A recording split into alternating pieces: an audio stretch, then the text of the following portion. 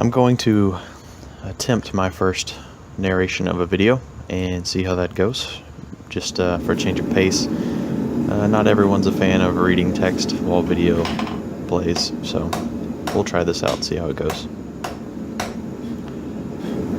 So for starters, I'm working with a 1 inch by 1/4 inch bar of 1084 steel. I'm using a rounding hammer to forge a point on the end of the bar. Basically, I'll kind of round off the sharp corner and forge it down into a point, which will taper out into the tip of the knife. And I use the flat side of the rounding hammer for most of the forging on this particular part. And it'll take a few heats to get it right where I want it. But initially, I just want to knock that corner down and just kind of keep it under control. I don't want the end to kind of fish mouth. And so I constantly move the bar on its side and to the top of its profile.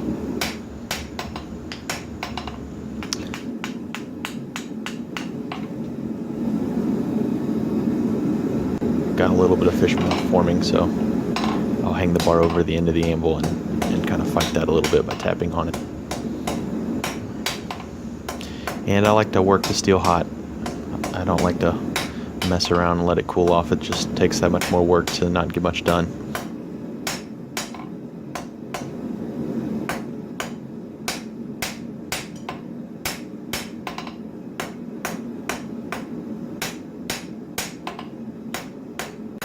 And once I get the point started to get refined, I hang it over the edge of the anvil so I can try not to hit the face of the anvil with my hammer.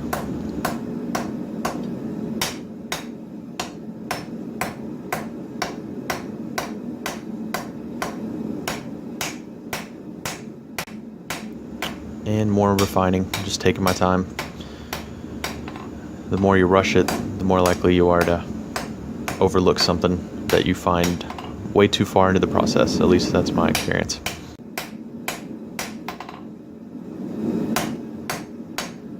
This particular rounding hammer is a Farrier style rounding hammer. It's about 2.5 pounds, and I do most of my forging with it.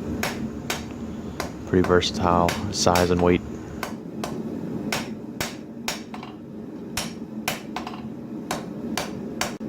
Really starting to get that tip tapered out and pointed, and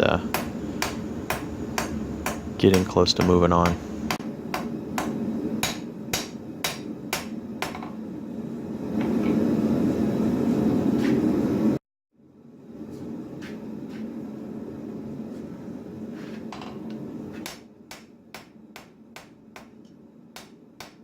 And I'm basically still just trying to get the taper where I want it to be.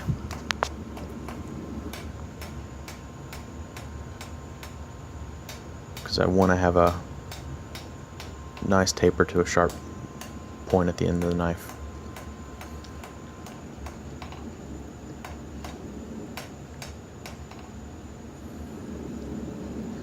I'm sure there are a lot of guys with techniques a lot more efficient. Maybe they could use fewer hammer strikes to get the same result, but I just do what's comfortable for me.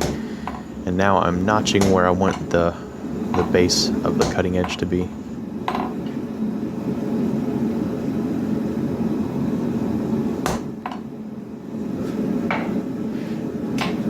Notch so I can have a spot to start the beveling of the blade.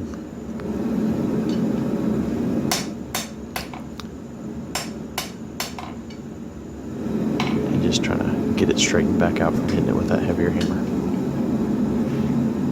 There it is with the little indentation.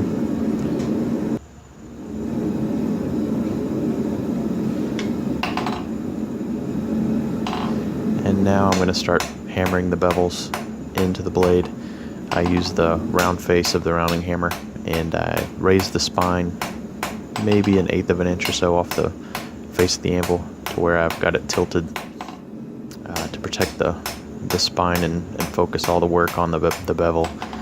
And as I do this, the blade will start to kind of curve back at the tip, and that's something I'll have to continually keep an eye on. For this particular style of knife I made, it's going to naturally curve anyway, so I actually don't have to fight it too much, just need to keep it under control.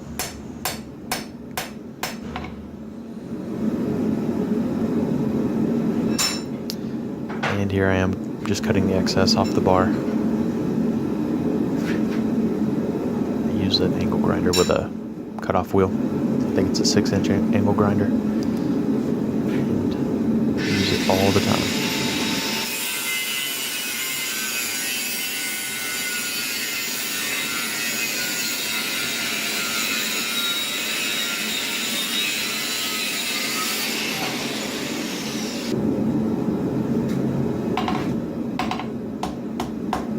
Now just refining the profile and just straightening everything back out again.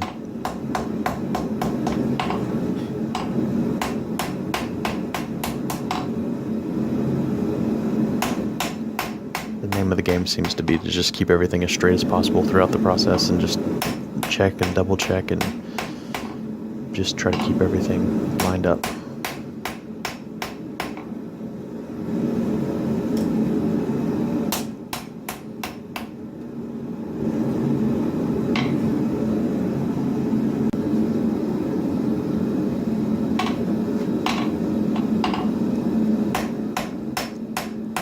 Still working on the primary bevels. Again, just want to keep the spine of the blade off of the anvil face and try to focus all of your work on the bevel itself.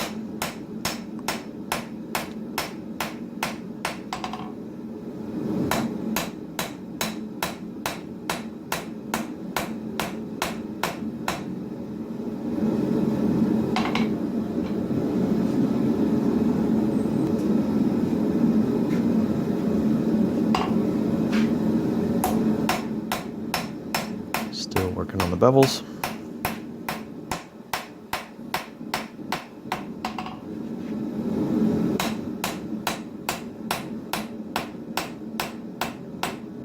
Earlier, as you forge these bevels in, the tip of the knife is going to start to curve towards the spine, and I'm having to keep that under control to get it to where I want it to be without going too far. And if I get it just right, the curve will be right where I want it to be, and the bevel will be right in line where I need it to be as well.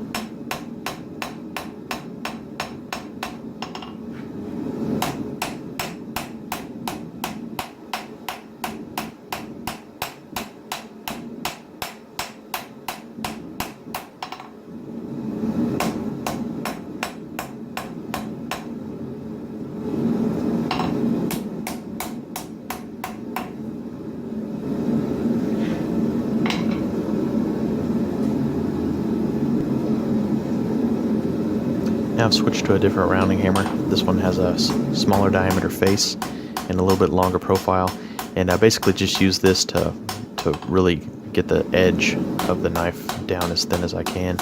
I like to get it down to like a 1/16 of an inch if I can.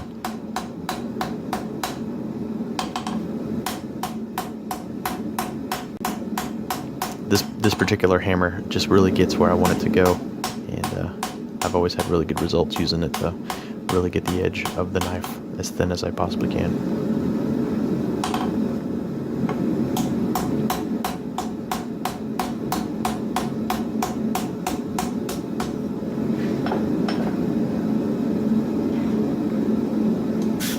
Then trying to brush off a little bit of scale while it's still hot. That's something I have trouble remembering to do. I should do it a lot more frequently than I do, but what I can't brush off now, I can always try to get off later. It just takes a little more work. Or a good long soak in white vinegar.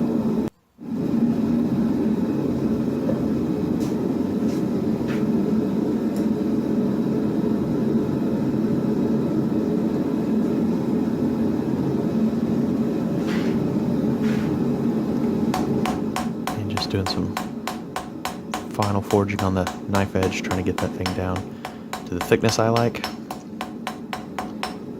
And I always get really good results with this particular hammer. It's one that I made with a good friend of mine a couple of years ago.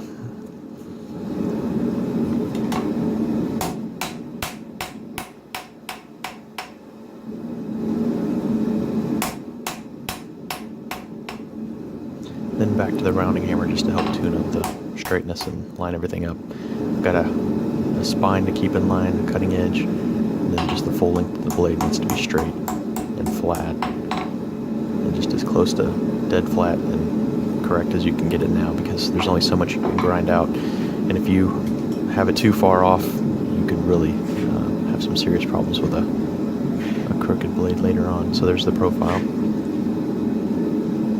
there's the original drawing, which you can't really see very well, but it's pretty close. Now I'm turning the blade around, and I'm going to heat up the handle of the knife and start working on tapering it and curving it and just getting the shape where I want it to be.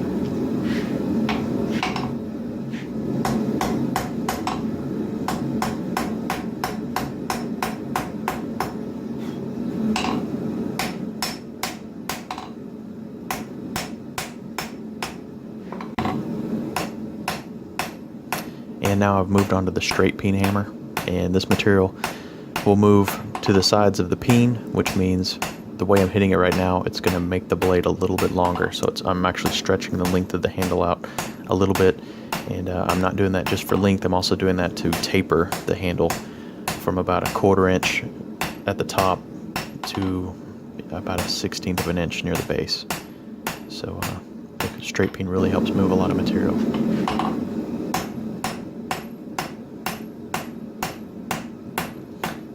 Probably one of my favorite hammers to use. It seems that there's no knife too big when I start using that thing on it. And you can't really see it in the shot right now, but I have an anvil on the floor that I'm using the horn of the anvil that's on the floor to help curve the handle the way I need it to be. I don't use that anvil very much, so it's not mounted right now, but you'll see better in this frame. I'll use the horn of the anvil to help curve that handle over. It's kind of sketchy, but I needed the curve and I didn't have the anvil set up, so it is what it is. Sometimes you just have to drag a piece of equipment out and use it where it is. And I only needed it for a couple of heats anyway, so worked out just fine. Oh, there goes my hammer.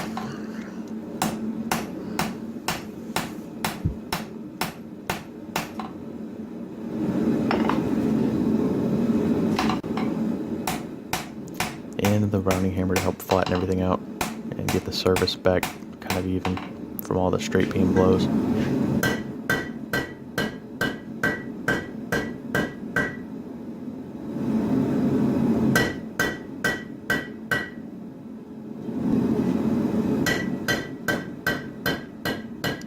It doesn't take too much to get the handle kind of curved where you need it to be, so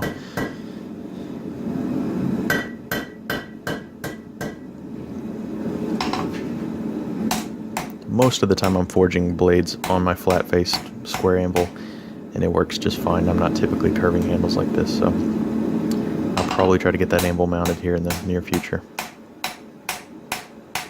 But back to using the flat face and the rounding hammer to get everything flat. Now I'm switching to the cross peen to kind of fan out the very base of the butt of the handle, and just trying to get that final bit of tapering in right where I would like it to be. And again, the peen of the hammer will push the material away from the peen. In this case, it's pushing it towards the front and the back of the knife and kind of fanning out the end of it.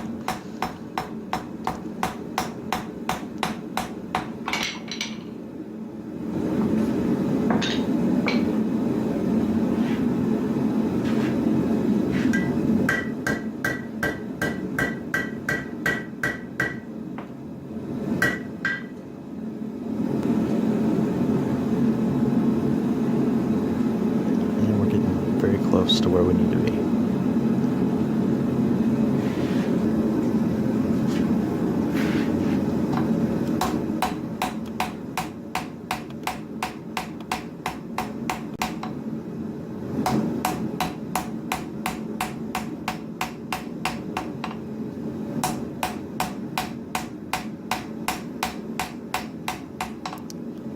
And basically just trying to get hammer marks out and get everything lined up at this point.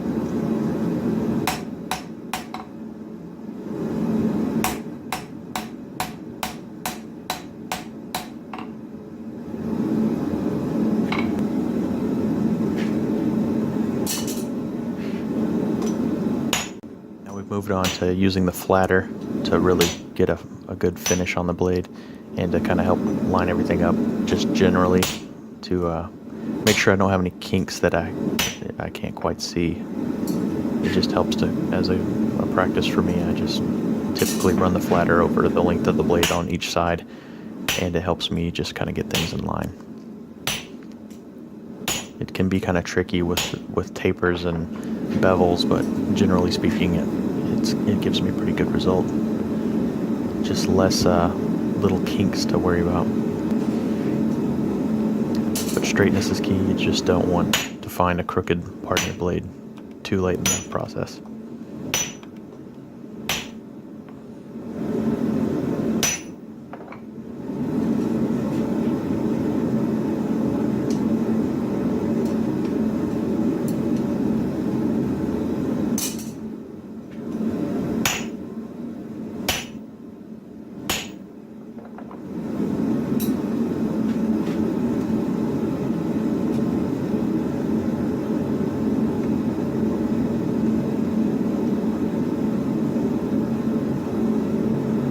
It's amazing how much time you can spend just trying to find any crooks or twists in the blade. It's just so crucial that you get everything as straight as you possibly can. You don't want to find the problem when you've done most of your grinding or after you've heat treated, and then you're stuck. You have to reheat treat, possibly reforge different parts. It's just a nightmare. And when you have a full Tang blade like this with a taper near the handle, you really want to watch the very last inch or so where it gets really thin and really wide. Keeping that straight can be tricky, so keeping a special eye on the base of the knife, right in that area actually.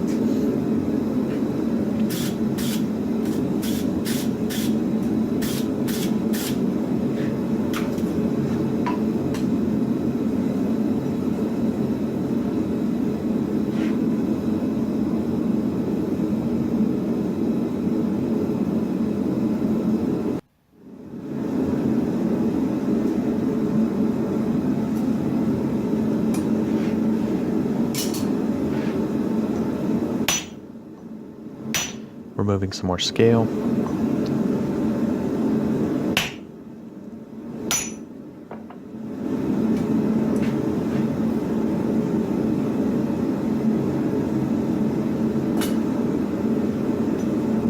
And I've got a bucket of ashes. I'm going to get this blade up to temperature and then hopefully anneal it in this bucket of ashes.